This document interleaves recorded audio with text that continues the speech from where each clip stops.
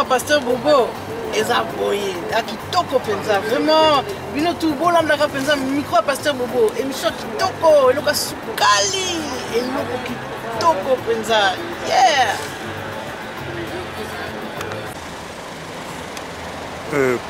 Pichu Maele to moni wala Bruxelles aux amis quoi Pasteur Bobo eza kotambola penza na kata Bruxelles toza la Pichu Maele aza moko ya ba leader na kata CPCR mbote Pichu Maele mbote Pasteur Bobo dans si événement aux autres nous savons congolais et li événement ya Brazzaville tout le monde qui peut bien mobiliser pour la Brazzaville yo okolo bani quelle lecture Pichu Maele aza nango na ba événement ya Brazzaville bali kolonda nako pesa d'abord mbote na communauté congolaise la diaspora mobimba à travers le monde de paix na kopesa encore une fois mbote na jeunesse congolaise na kombo ya CPCRP na kombo ya MRJ sur sa mouvement jeunesse congolaise d'abord na koyebisa na bandeko na biso tozala na bokebi mingi na makambo oyo eza koleka na Congo Brazzaville tozala ye bato ya kokende mitema moto te na likambo oyo ndenge besibisa bandeko na biso na Congo Brazzaville il faut toyeba d'abord to se baser na histoire ya mboka na biso na histoire ya Congo Brazza Congo Brazza na Congo Kinshasa ezala toujours mboka moko tozala toujours na ba relation moko fraternelle amicaux familiaux na bandeko ya Congo Brazza et en même temps na koyebisa na bandeko na biso toyebake bandeko ya ngambo ya Brazza biso na bango kobanda babokoko na biso tozala toujours moto moko même depuis des années 20 30 50 60 bakoko na biso oyo ya tango ba wendo bato balingaki lisano bandeko kende ko passer ba weekend na Brazza na bandeko ya kuna ba pe babetaka musique na Congo Kinshasa bandeko traverser ko beta pe musique elongo na bandeko ya Congo Brazza ko passer weekend ensemble et puis au mona souka ya semaine depuis fin weekend au moni bato so na kata Kinshasa et elle a qui vice versa mais lelo yo ndenge comme expulsé balobi 40 000 Congolais ya Congo Kinshasa ba na Brazza mais il faut qu'on tala pourquoi tu as mis 40 000 kuna. Moi je ne vois pas parce que c'est 40 000 Congolais. Il y a Congo Kinshasa. Il y a des conditions pas dans de bonnes conditions. Balaki malmené ba beti ba tout moni makambo na nyonso. Mais to sala na motema pio, to ke na ngomba ngute. Ngai na kanisi makambo ndenge leki na mboka na biso, ndele ba ko maltraiter Congolais partout à travers le monde. Ezali d'abord nazako accuser d'abord gouvernement et la République démocratique du Congo. Na lobi yango bien nazako accuser gouvernement et la République démocratique du Congo. Bazali responsable. Il y a misère, il y a peuple congolais, Bazali responsable. Il y a des bandades, il y a peuple nabiso, Bazali responsable. Il y a mauvais traitement qu'on subir à travers le monde. Biso tango ya Zaïre, tout le monde n'a jamais battu qui makisa, c'est pas que nos fans en Brazza, Brazza est limboka ya mouké. Biso to na mboka munene, mais pour Congolais il faut se poser question pourquoi tu remis aucune mboka na biso que nos fans en mboka batu mususu, pe ba nyoko la biso. Cela veut dire qu'il y a un problème dans notre pays. Président on a ça en place, ça président ya mopaya. Azali incapable de gouverner le pays. Gouvernement en place, c'est un gouvernement il y a des criminels, il y a des assassins. Ndere ba fani na pouvoir bazana illégalement. Même M. Kenwadondo doit démissionner de ses fonctions. Tous ces gens-là doivent démissionner. Peuple, Kobanda Lelo, Bobanda Kotel ma manifestation contre le gouvernement en place, contre le président Kanambe. Yé Moutouaza responsable de Makambo. Tozo le balelon Kambo, il y a Brazza. Il y a Brazza quoi le bon quoi banda Karanaktiv. Ba viol, ba assassinat.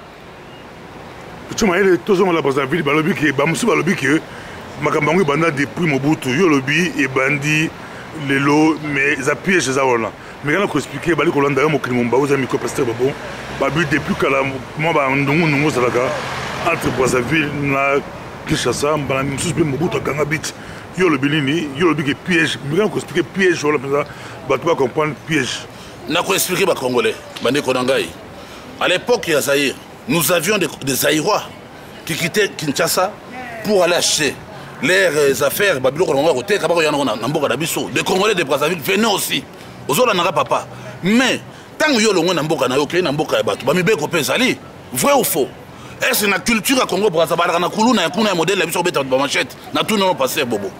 Je ne sais pas si bien mais tant que le gouvernement est Congo et fabriquer des assassins, des koulouna, des machettes, pour traverser, pour créer une mboka, pour une culture, mais quand même, il y a des quoi que le gouvernement a pris sur la mesure sur Bino.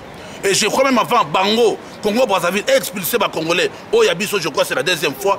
Bah prévenir que le gouvernement Nabiso, on a dérapage. Oh bah des représentants ça na mboka na bango. Ndé biso de fanya na kati ya poto na mboko yo. Yebisanga itozu bande moko boto andi kotambola na machette, ko beta bakoko ba mindele, ko boto la basaki ko kata maboko. Mundela ko tika la et puis c'est vraiment droit de repasser bateau, violer, sinabiso, violer, tout à fait normal. Moi, il y a un lobby. Alors, à ce moment-là, gouvernement Nabiso, il faut l'accès de quoi ils sont capables. Vous comprenez? Tout le monde est un gotango à Zahir. Tant que Batindika Bazaïro à l'époque, Mobutu Ranga Kibich, après ça, il y a un embargo, ainsi de suite. Mais, quelques temps après, Bafungola Kibich, les relations sont normales. Aux autres, Nangaï. Ce qui peut être le président du Congo, le président du Congo. Au siège du gouvernement, quelles sont les mesures qu'on va refouler, te béler en boucan, bêti, bombe, violer, quelles sont les mesures qu'on va mesures ya liboso, on gagne en tant que président en Mboka. Na ko kanga pe frontière na ngai lokola. Pour na ko sécuriser mais na ko yamba. Bato ya Mboka na ngai, na ko lukela bango ba solution. Ba baza na banda kuté ko luka moya ko loger bango parce que na moni parmi bato wana na bana ba ali na kati. Baba na baza ba innocent, baza ba victime ya ba makambo yo oyo le kanakati ya mboka. Peuple buteza ko payer yango. Zola na ngai. Qui s'est en sous na minute oyo conflit ali entre ba chef d'état ya ba pays ya comment on appelle ya Afrique centrale entre na ya ba grand lac wana. Bo babilo ko na ta peuple mtezo payer. Mais en tant que chef de l'état, devant ya liboso ya ko yamba bato ba bengani. Ba uti na ba bisiri ba perdre babilo ko na bango, ko yamba bango, ko installer bango, ko lukela bango solution, ya moyen bango ba ko redémarrer ba activité na bango. Zola na ngai. Dans ce sens-là, d'abord, et en même temps, le gouvernement est censé assumer ma responsabilité.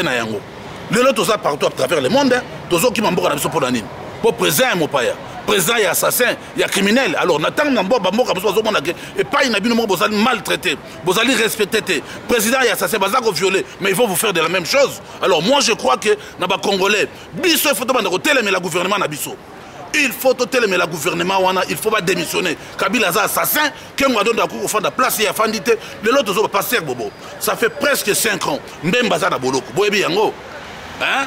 Pourquoi tu as télémé que nous l'avons appelé cause de Limona Mboka? Ozola Nangai, Moutouan soit quoi la Nabé à quoi la Malamou. Mais Oye quoi n'a Mboka d'Abisso, n'a Isaac Oloïb, c'est pas Congolais. Boza la pidon. Tout ça, la action et puis si Kabila va voir, et puis si le coup n'a pas été à la Mboka. Il est le responsable de ce qui se passe dans notre pays et il est le responsable de Makambole qui est dans Congo Brazzaville. Nous, en tant qu'Africains, nous devons trouver des solutions pour tout regarder l'unité, pour regarder les relations amicales, fraternelles dans le Congo Brazzaville. Tout sombre dans kati ya loyengete. Tout banda ko attaquer Congolais à Brazza, bango pe baba victime le kola biso.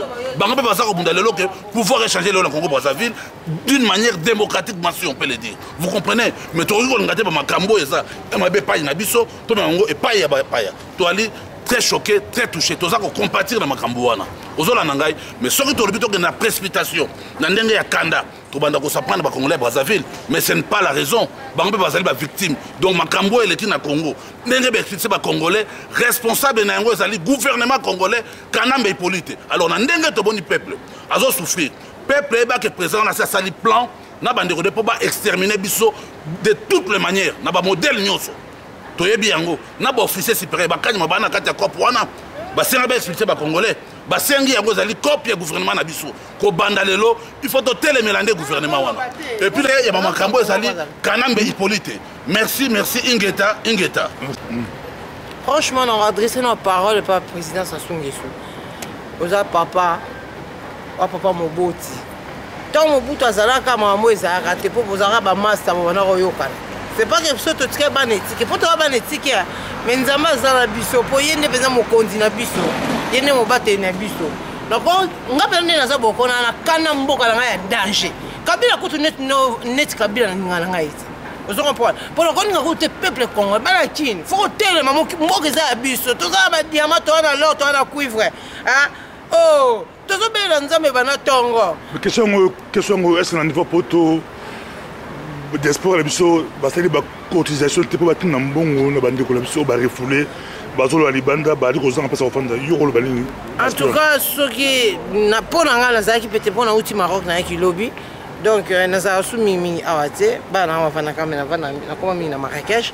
Donc soki ezaki no esika eza mpona wa soki eza esika ezaki no mpona tia mbongo mpona bano bazolali bana na osala mpona mama moboti nzambe apambola bino bato bosufri Congo boke na lola mais boke na lifelo te po nzambe aobundela biso na bino boya lezi te esika bozali. Merci. Micro Pasteur Bobo eza boye akitoko penza.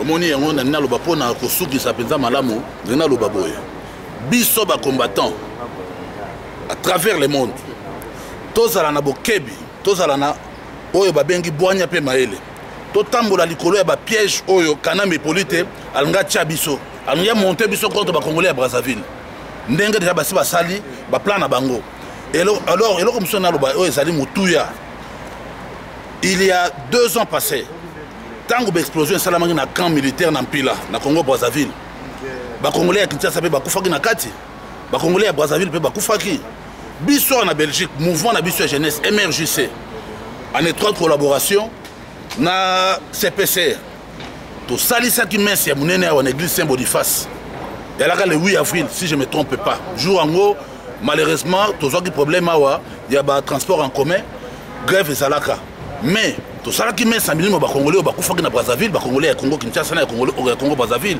Mais sont de ça en collaboration avec l'ambassade de Congo Brazzaville. Bato basala mais sont na basango o ya biso ya Congo Kinshasa na basango ya Congo Brazzaville pour na être kolakisa unité ya peuple. Et alors tango yo biso tozwa ki initiative ya kosala mais wana totala ki to Congolais à Brazzaville au Congolais à Kinshasa totala ki mutu totala ki moto moko totali d'abord totali biso so bana nzambe.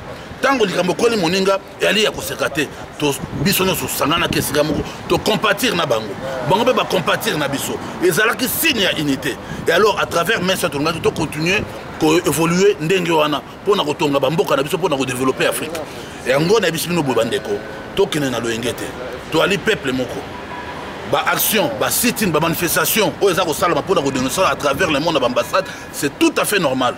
C'est tout à fait normal. Dans un message on est na tindi yango na ba autorité ya mboka Congo Brazzaville.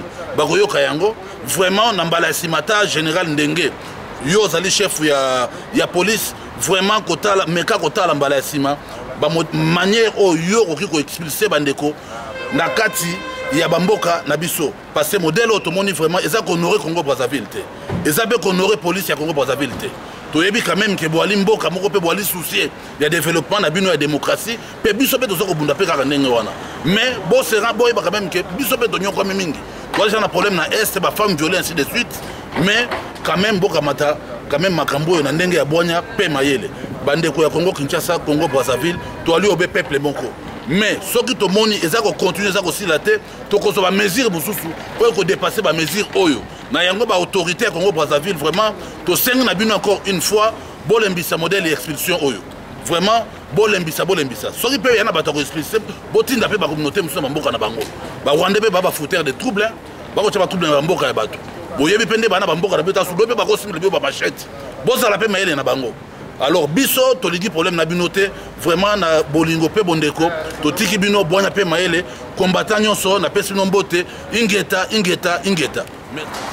bata États-Unis bata France bata Belgique bata Autriche bata mokili mobimba bolandaka Micro Pasteur Bobo eza kitoko ngape na uti penda Autriche ko nazokende nazozonga Autriche kaka pona Micro Pasteur Bobo oye eza elengi sukali